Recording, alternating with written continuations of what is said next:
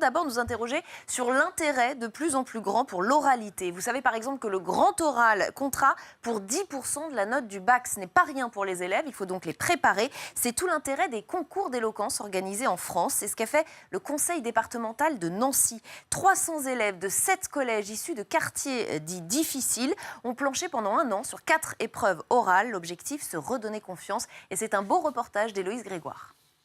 Vous n'avez rien fait, rien fait.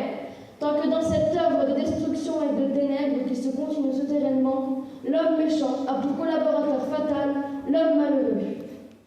Se frotter à Victor Hugo, maître de la rhétorique, ces 300 élèves de 4e n'ont pas froid aux yeux. Pendant près d'1 an, ils ont planché sur le thème de la liberté pour s'affronter lors d'un concours d'éloquence. Pas facile car ils doivent plaire et convaincre leurs camarades, mais aussi ce jury. À voix haute, la prestance et la confiance en soi font la différence.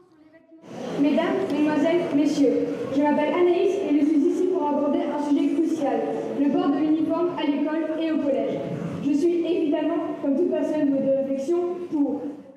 Ces élèves issus du réseau d'éducation prioritaire n'ont pas l'habitude d'être sous le feu des projecteurs. Certains sont intimidés, d'autres sont conscients de la nécessité de savoir maîtriser l'oral. Quand on passe le bac, on a une partie à l'oral, pareil pour le brevet. Et puis dans nos boulots plus tard, on devra s'exprimer devant des gens. Dans la nouvelle réforme du baccalauréat voulue par le gouvernement en 2021, les étudiants devront passer un grand oral. Et actuellement, dans le système scolaire, l'enseignement de la rhétorique reste à la marge. Depuis les derniers programmes, on met beaucoup plus l'accent sur l'apprentissage de l'oral.